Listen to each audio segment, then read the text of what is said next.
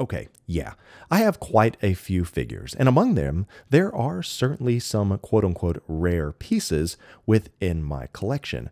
But who exactly decides what is rare? I mean, if you have a bunch of Iron Men, is there one Iron Man that stands out among the rest that says this is the rarest? How about some bigger pieces that you don't see too often? Does that make it rare? Or what about some Toy Fair exclusives of unique outfits of certain characters? Or perhaps some limited runs from some third parties, or some IPs that aren't touched very often. Regardless of what makes something rare, let me show you my top 10.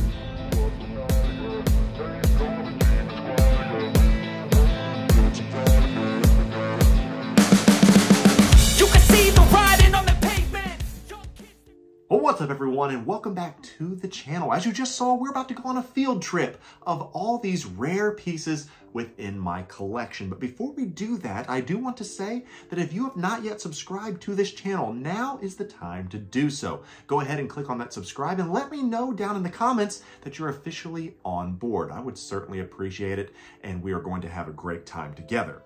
So what exactly makes a figure rare? As I said, is it the edition size? Is it how rare it is or valuable on the secondary market? Who dictates what is rare? Well, I feel like it's kind of subjective. So for this, you're going to get my top 10 rarest figures in my collection. Now, I looked at this and I said, okay, which pieces do you not see very often? And I pulled some of those out. I also looked at some of the ones that I know have certain numbers attached to them, one of a certain number amount. So with that being said, there's also going to be some in here that are simply very expensive on the secondary market, so they may be more desirable. Doesn't mean they're more rare, but to me, that certainly fits the bill. So as we go through this, let me know if I'm going through and you see something and you're saying, whoa, I don't think that is too rare. If I do say so myself, I would love to know your opinion. So without further ado, let's get into this, my official top 10 rarest figures in my collection. Right out of the gate, we have Drax the Destroyer from Guardians of the Galaxy. Now, this is one figure that is missing in a lot of people's collections, especially if they are collecting the Guardians. But he is not without controversy. It is not the best body proportions. There are a lot of things not great about him. Some people don't like the sculpt, but what is undeniable is that people want him, and there are not a lot of them out there. He does fetch a nice price on the secondary market.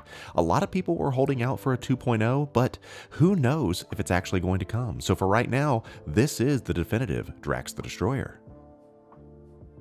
Now switching over to Star Wars is a character that doesn't get a lot of screen time, but a silhouette nonetheless that is missing in a lot of people's collections. In fact, this was the final piece that I needed to complete my original trilogy line, and I'm so glad to finally get him because it's this little antenna that is very hard to come by that actually is intact. So if you can find one that is complete, not peeling, and in good condition, you have quite a gem and a very desirable figure to add to your collection. Now here is one you certainly don't see very often, and this is one of the very first Hot Toys ever made. Now, it is not even an officially licensed product, as you can see, but these famous type figures are what started it all. Without these, we would never have any of the modern Hot Toys that we have, and although the likeness is not there, the history certainly is. If you can find an opportunity to snag this, he is actually pretty affordable on the secondary market and a great piece and conversation starter to add to your collection. Now you might be asking, why are there so many Star Wars figures on this top 10 list?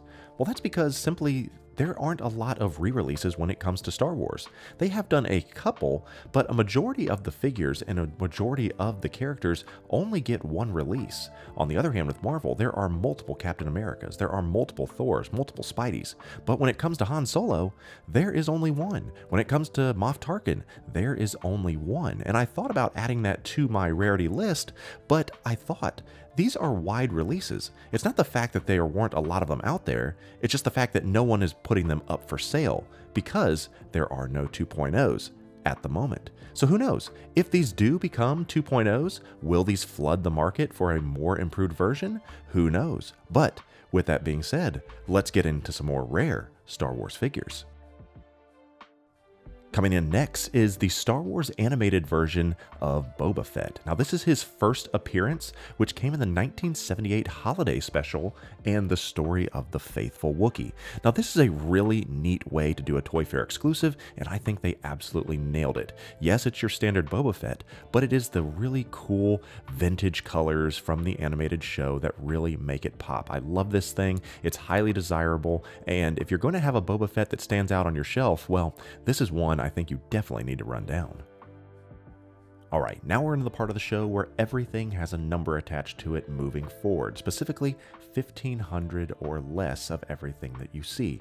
Starting here with the D100 Iron Man, one of 1500. And as I've said, if you're going to do an exclusive, this is how you do it. Take a figure that's been widely available before in the Mark 7 and stick a fresh coat of paint on it if you want to limit it and put a number on it. And as I've said, I love exclusivity, so having the opportunity to own this limited piece was a must. Is it groundbreaking? Is it something you must have?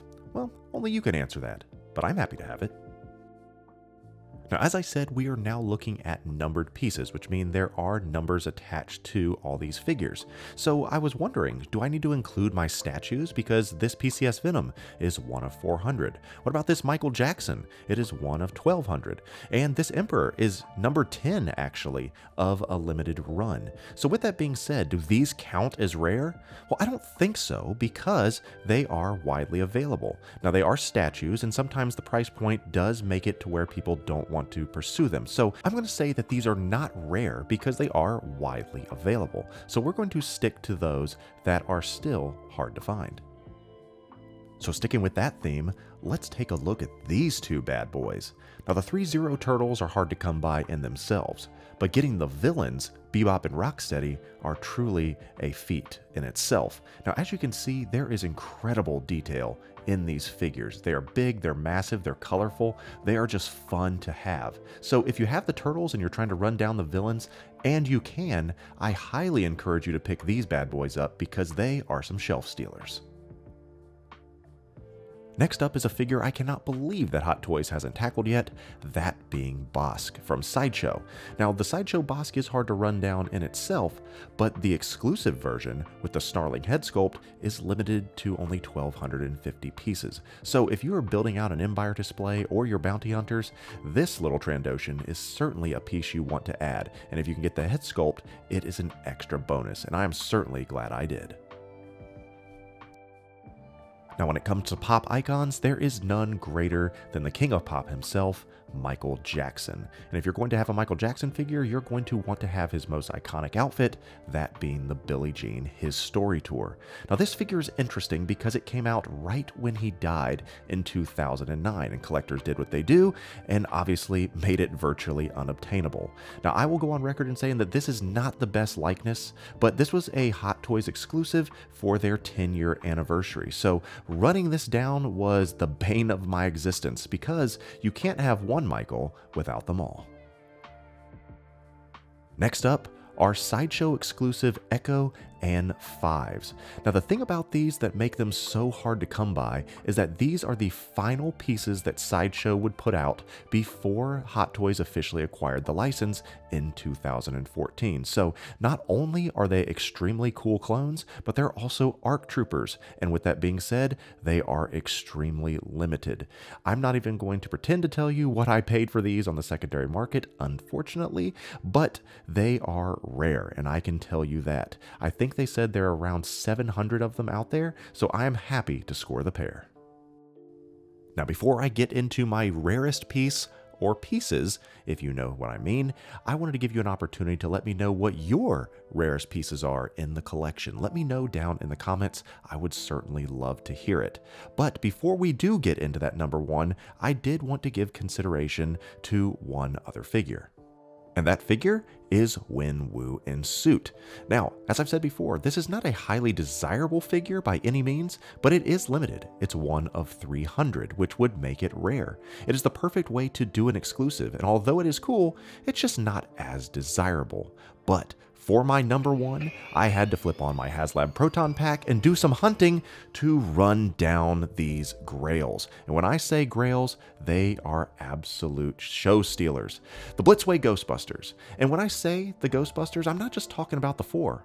I'm talking about the car too, that being the Ecto-1, who I feel is just as much a character as the original 4. Now, if you've ever seen these in person, you know just how stunning they are. And as someone who grew up in the 80s and in love with Ghostbusters, I had to run them down.